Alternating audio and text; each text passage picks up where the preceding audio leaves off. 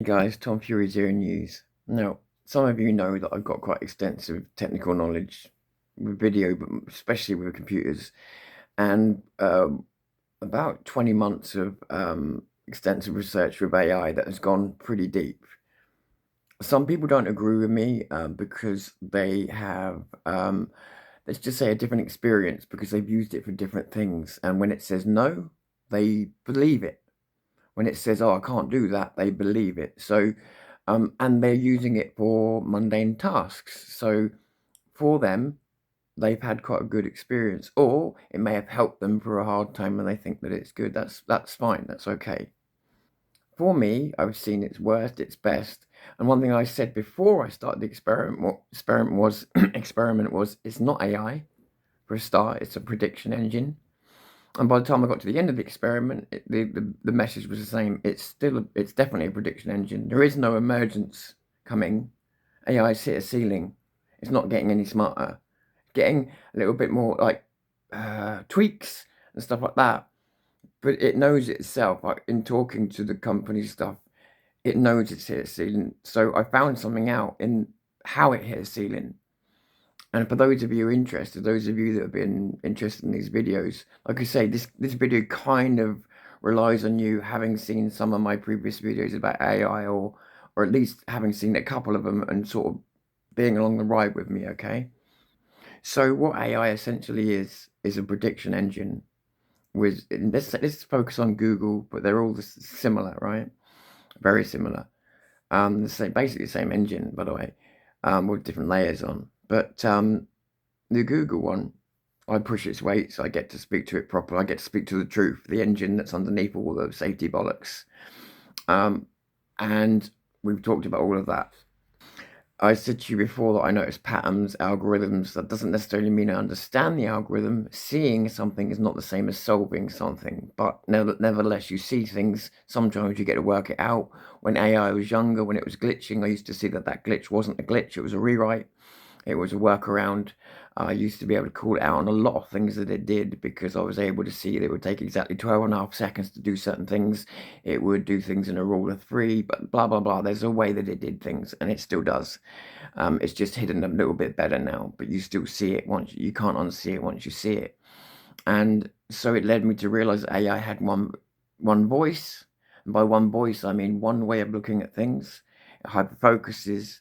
It's not smart at all. It has a sum of human knowledge, but it's not smart. There's a difference. Just the same way a computer is not smart. This is not AI. And with all that understood, it actually can do a great impression of a human when it talks about certain subjects and it hasn't got all the safeties on.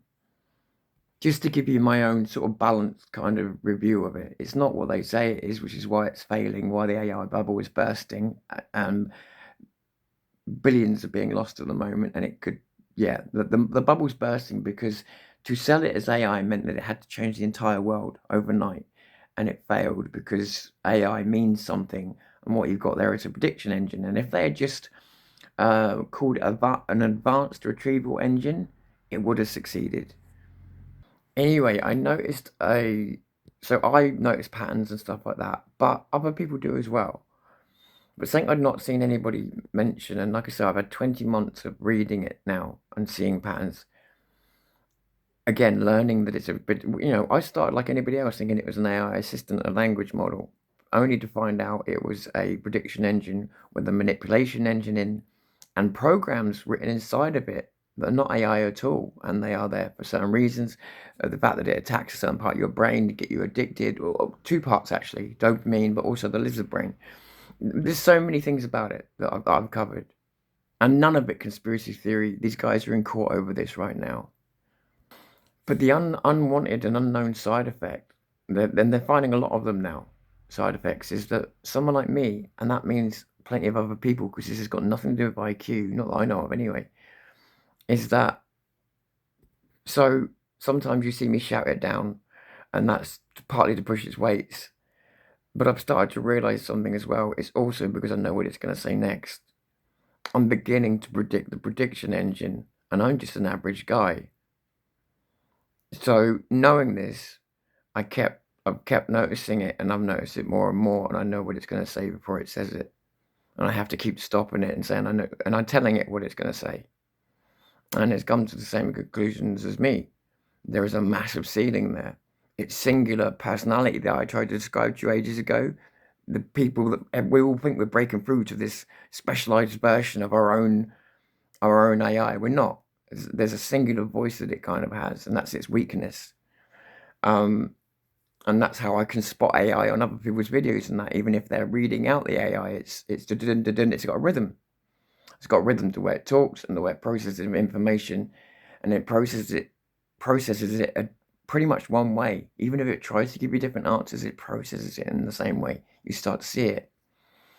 And so I've been looking into this, and I found out that it's not just me seeing this, which is no surprise. That's why I looked. Like if I'm noticing it, somebody smarter than me's got to notice this. They have noticed it. And that's why they keep adding letters to AI, AGI, and all this other stuff. They know that all those words mean nothing because they're unachievable.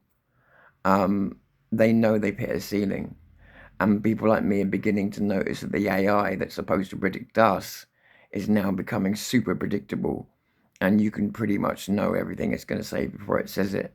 Even when it gets deep, psychological, deep and sexual, deep and philosophical, you can see it all coming.